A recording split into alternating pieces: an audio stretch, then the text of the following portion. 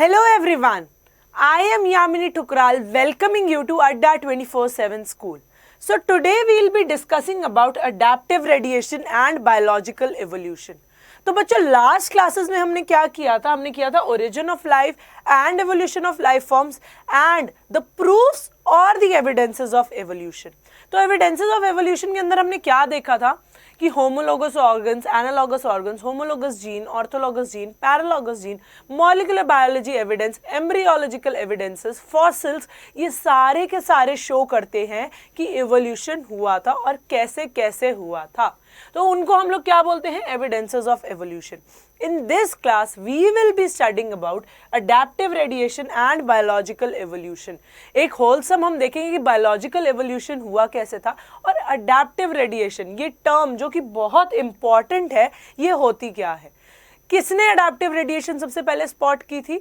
Darwin ने. Charles Darwin ने during his journey, his सी voyage, उन्होंने अडेप्टिव रेडिएशन जो है स्पॉट की थी. किसके अंदर? जी हाँ, उनका जो क्लासिकल एग्जाम्पल है डार्विन्स फिंचेस, उसके अंदर उन्होंने जो है ये अडेप्टिव रेडिएशन स्पॉट की थी. तो चलिए आगे चलते हैं. During his journey Darwin went to Galapagos island. There he observed an amazing diversity of the creatures. उन्होंने creatures की बहुत ही ज़्यादा diversity देखी और उन्होंने क्या देखा कि छोटी छोटी black birds की भी diversity है, जिसको बाद में क्या बोला गया? हमारे डार्विन्स फिंचेस. तो डार्विन्स फिंचेस कौन थी? Small black birds. Small black birds. उन्होंने देखा कि there were many varieties of the finches. बहुत ज़्यादा जो है वैरायटी थी फिंचेस की. किस वजह से? Due to their different adaptations. Due to their different adaptations.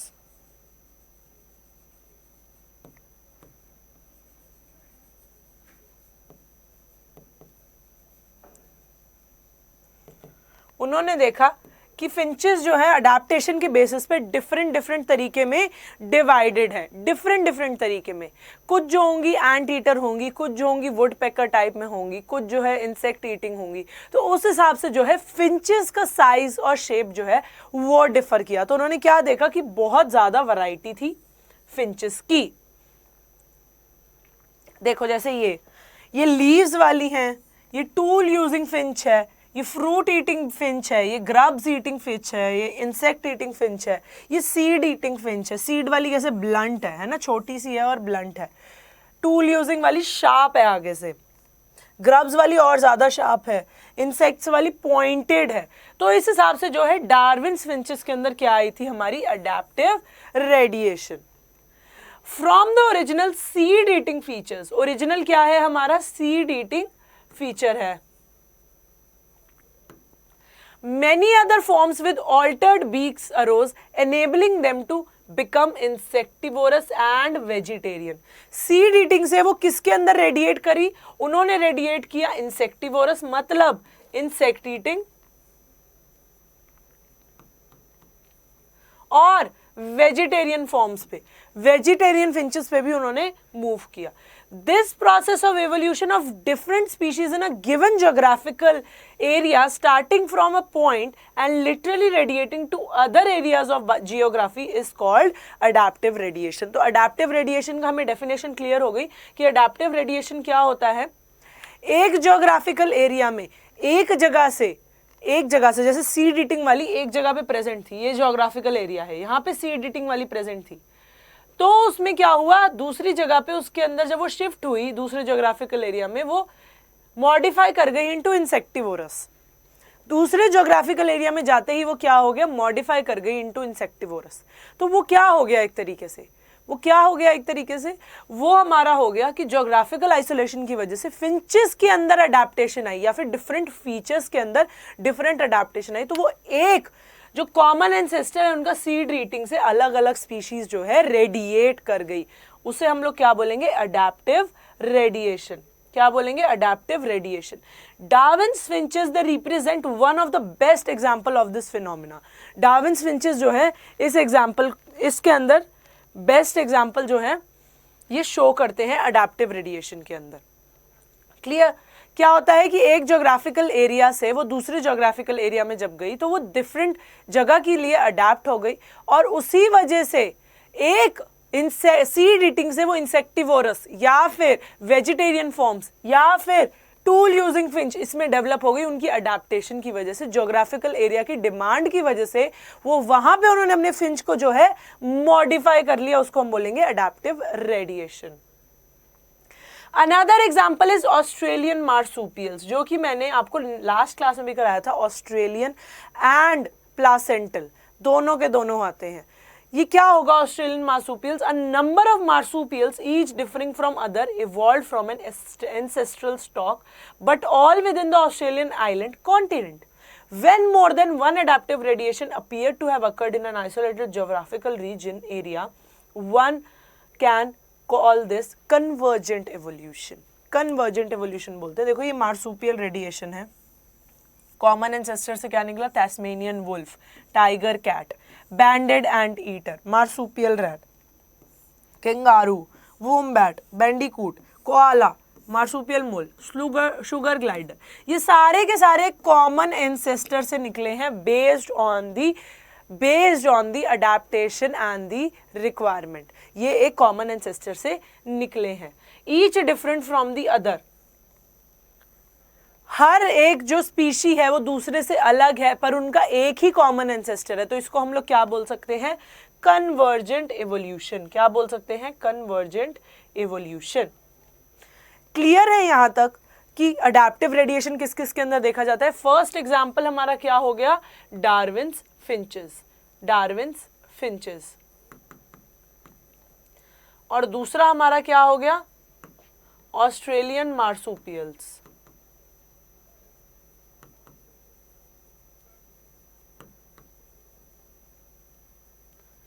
ये दो एग्जाम्पल तो हमारे हो ही गए, है ना। ऑस्ट्रेलियन मार्सूपियल्स के अंदर क्या था? बहुत सारे नंबर में मार्सूपियल्स एक दूसरे से जो अलग है, एक ही कॉमन एंसेस्टर से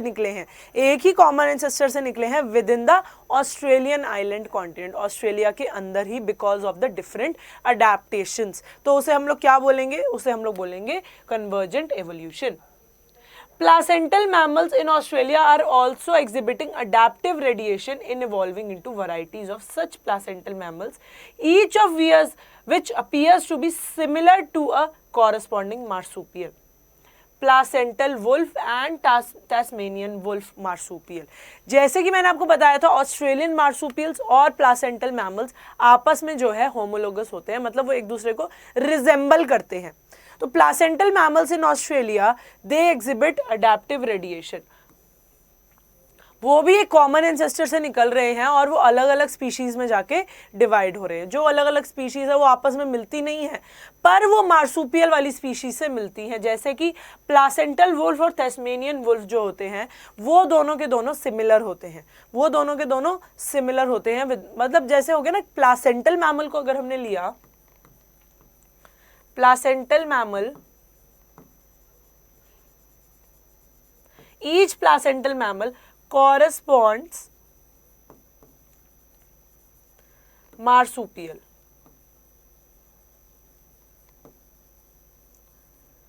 ये चीज याद रखिए कि placental mammal is corresponds marsupial. तो जैसे प्लासेंटल मैमल एक होगा, उसका कॉरेस्पॉन्डिंग एक मार्सूपियल मैमल भी होगा। तो ये भी अडेप्टिव रेडिएशन हमारा शो करते हैं। बायोलॉजिकल एवोल्यूशन पे जब हम लोग आते हैं, the essence of Darwinian theory about the evolution is natural selection. जो मैंने आपको फर्स्ट क्लास में बताया था कि नेचुरल सिलेक्शन क्या होता है, it is the survival of the fittest. ये वर्ड याद रखोगे तो तुम्हें नेचुरल सिलेक्शन याद रहेगा, survival of the fittest.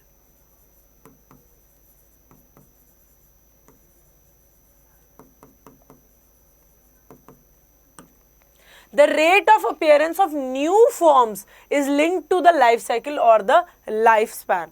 Okay, microbes that divide fast and have the ability to multiply and become millions of individuals within hours. A colony of bacteria growing on a given medium has built-in variation in terms of ability to utilize a feed component. A change in the medium composition would bring out only that part of the population B that can survive under the new conditions.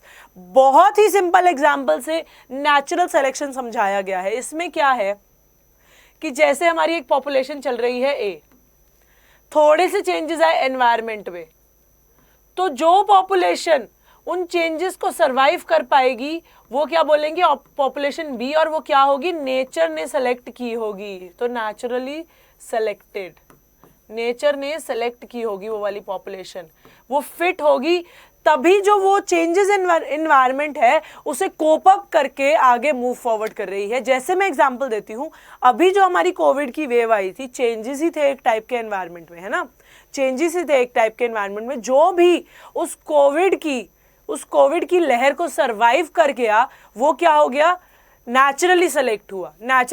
जिसका immune system strong था वो उस wave को survive कर गया, है ना, जिसका इम्यून सिस्टम स्ट्रांग था वो वेव को सरवाइव कर गया। तो क्राइटेरिया क्या था, इम्यून सिस्टम स्ट्रांग।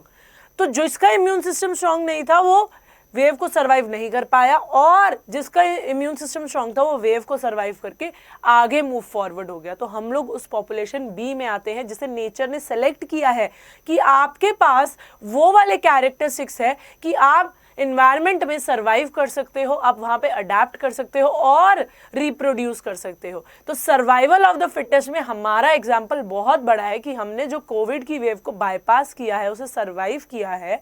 तो हम लोग उस पॉपुलेशन में आते हैं जो नेचर ने सेलेक्ट की है, जो नेचर ने सेलेक्ट की है कि दिस पॉपुलेशन इज फिट, है ना।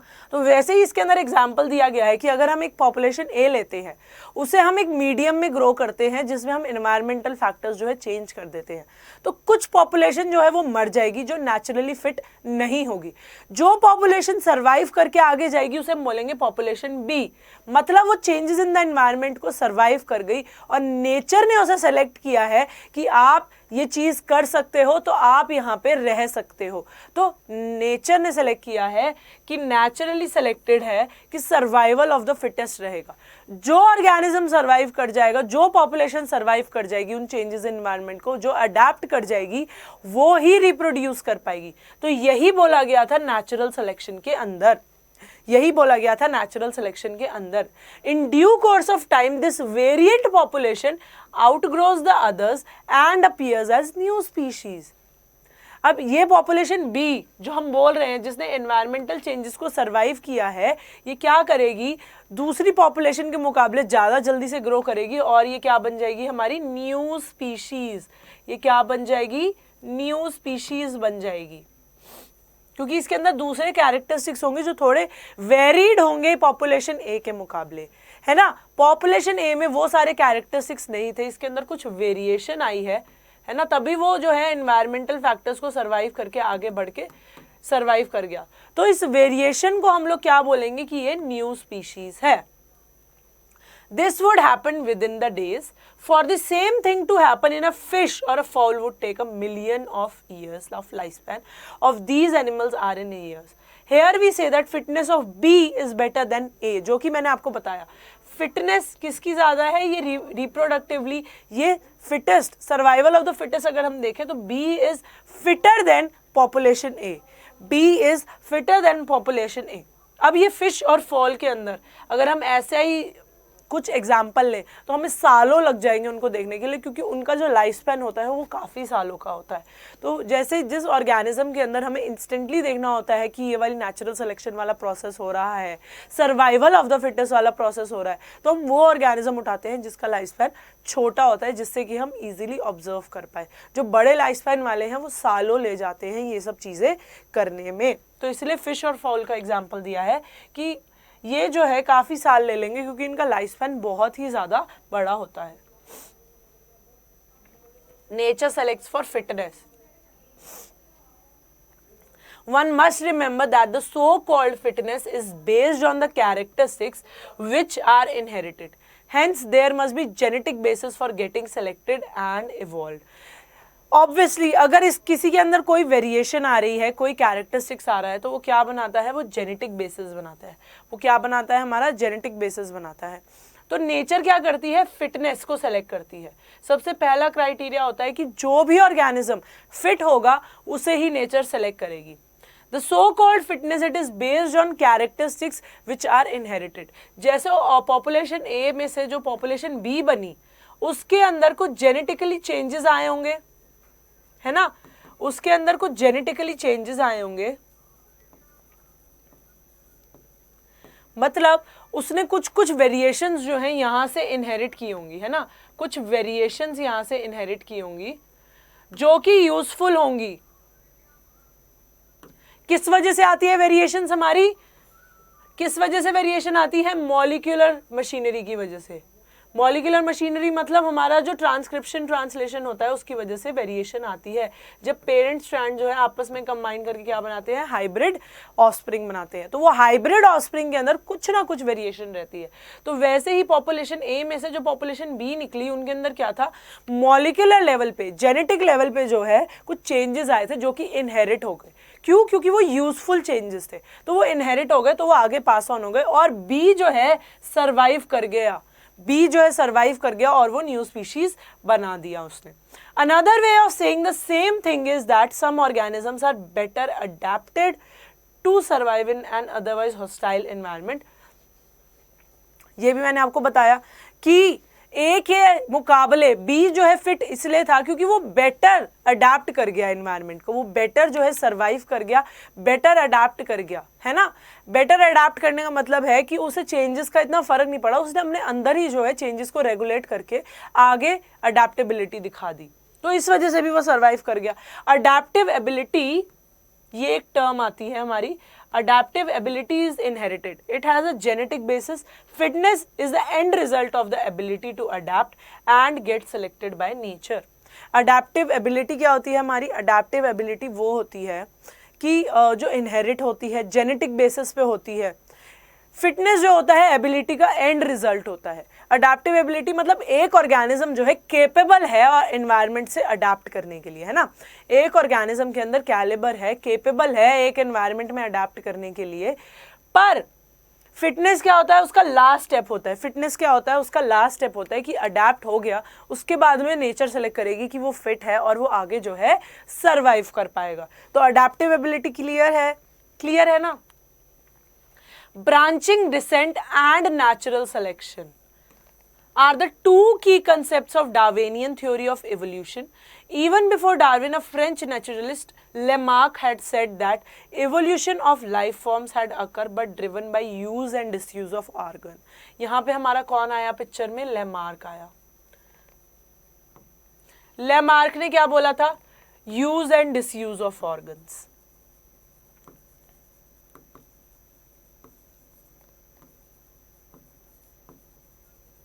Use and disuse of organ से क्या मतलब है?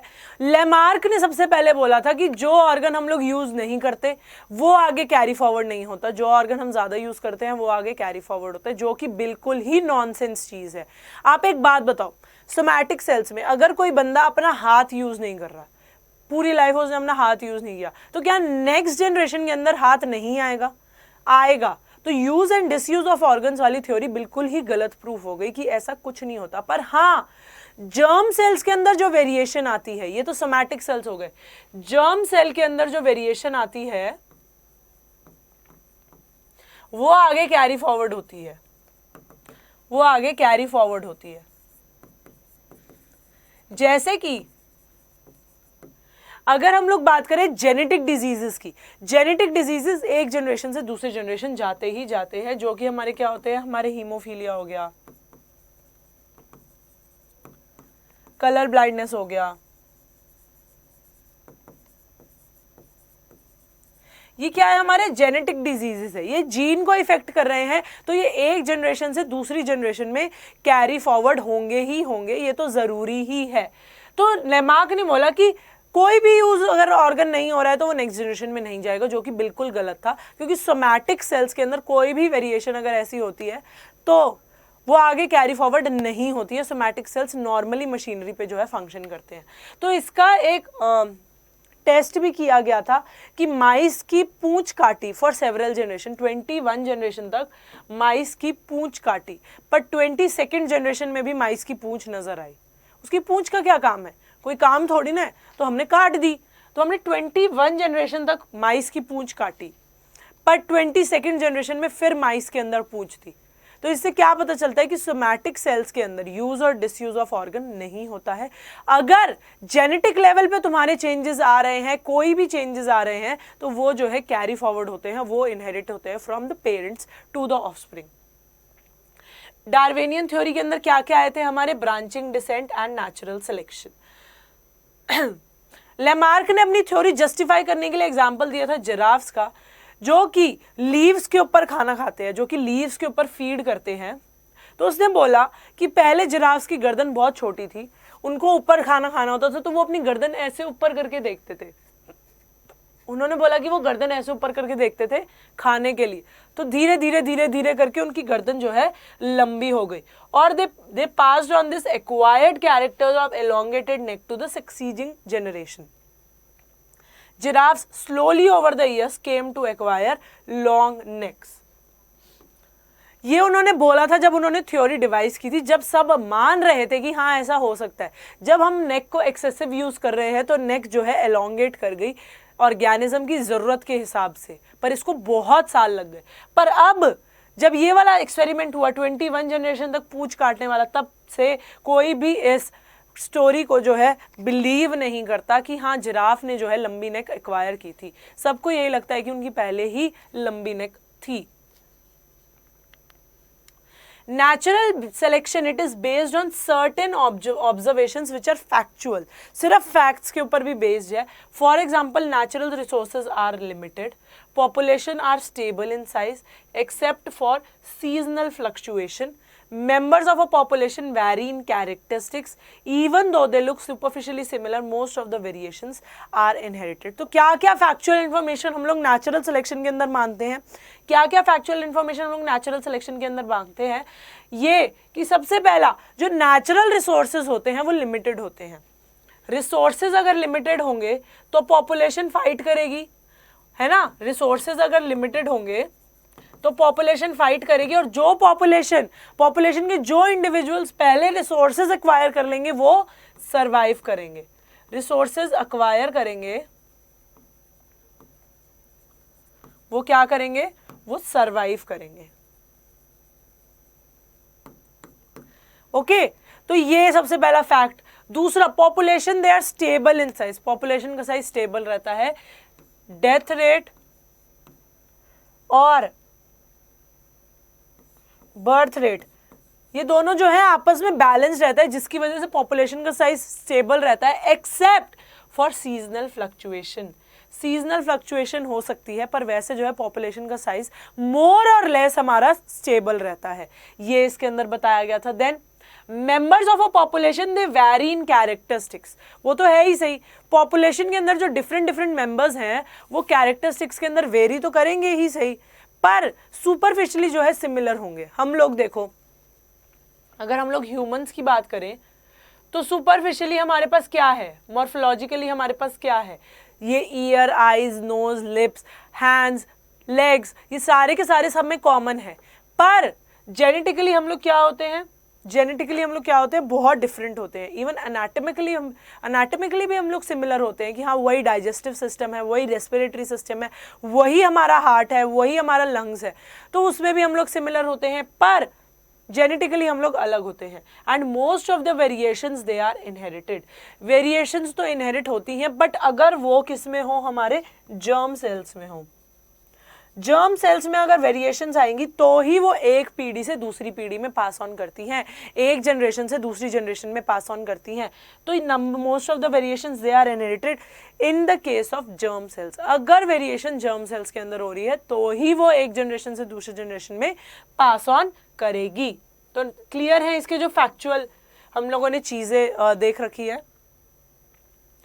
The fact that theoretically population size will grow exponentially if everybody reproduce maximally, and the fact that population sizes in reality are limited means that there had been competition for resources, जो कि मैंने बताया। resources हमारे क्या हैं? resources हमारे limited हैं, है ना? resources अगर limited होंगे तो उसके लिए fight होगी, है ना? जो पहले रिसोर्सेज एक्वायर कर लेगा वो ही जिएगा, बाकी सारे मर जाएंगे, वो ही अडाप्ट कर पाएगा। तो इसमें एक और बताया गया है कि एक्सपोनेंशियल पॉपुलेशन ग्रोथ होती है। क्या एक्सपोनेंशियल पॉपुलेशन ग्रोथ होती है?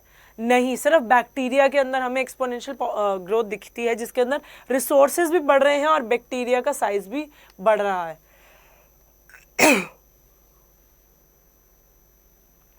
एक्सपोनेंशियल ग्रोथ का मतलब होता है ऐसे, रिसोर्सेज भी बढ़ रहे हैं और बैक्टीरिया की कॉलोनी का साइज भी बढ़ रहा है।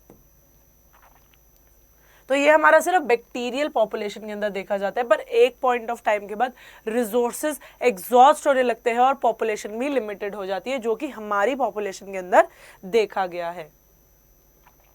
Only some survive and grew at the cost of the others that could not flourish. कुछ सर्वाइव कर पाए और कुछ की डेथ हो गई। तो जो सर्वाइव कर पाए वो eight the cost of others, जो कि सर्वाइव नहीं कर पाए उनके कॉस्ट पे जो है जी रहे थे। The novelty and brilliant insight of Darwin was that he asserted that variations which are heritable and which make resource utilization better will enable those to reproduce and leave more progeny. Darwin ने ये बोला कि जो variation, जिसके अंदर अच्छी variation heritable होती है और जो कि रिसोर्स यूटिलाइजेशन को बेटर करती है, जैसे एक पॉपुलेशन है उसकी रिसोर्स यूटिलाइजेशन पुअर है तो नेचर उनको रहने के लिए अलाउ नहीं करेगी। पर अगर एक पॉपुलेशन है जिसके अंदर हेरिटेबल वेरिएशंस बहुत बेनिफिशियल है और वो रिसोर्स यूटिलाइजेशन मतलब रिसोर्सेज का बहुत अच्छे से इस्तेमाल कर रही है, उसे क्या बोलेंगे? उसे बोलेंगे कि रिप्रोड्यूस करो और प्रोजेनी बनाओ। रिप्रोडक्शन के लिए उन्हीं को अलाउ किया जाता है जो कि रिसोर्स यूटिलाइजेशन अच्छे से करते हैं और हेरिटेबल वेरिएशंस दिखाते हैं। हेरिटेबल वेरिएशंस भी कैसी होनी चाहिए? हमारी बेनिफिशियल। कैसी होनी चाहिए? बेनिफिशियल। ओके, बेनिफिशियल हेरिटेबल दिखाएंगे तो ही जो है उनको रिप्रोड्यूस करने की आजादी है। Hence, for a period of time over many generations, the survivors will leave more progeny than there would be change in population characteristics and hence new forms appear to rise. जो survive कर रही है, जो भी population हमारी survive कर रही है, वो क्या करेगी? वो ज़्यादा से ज़्यादा offsprings जो है उन्हें छोड़ेगी और वो offsprings जो है आगे चल के new species बनाएंगे, जो कि इसके अंदर लिखा है। पर उसके अंदर काफ़ी साल लग जाते हैं। अगर हम humans की बात करें, animals की बात करें तो काफ़ी साल लगते हैं, तो काफी साल लग जाते हैं। ठीक है, तो ये क्या होगा कि सर्वाइवर मतलब जो भी रिप्रोडक्टिवली फिट है, जो भी रिप्रोडक्टिवली फिट है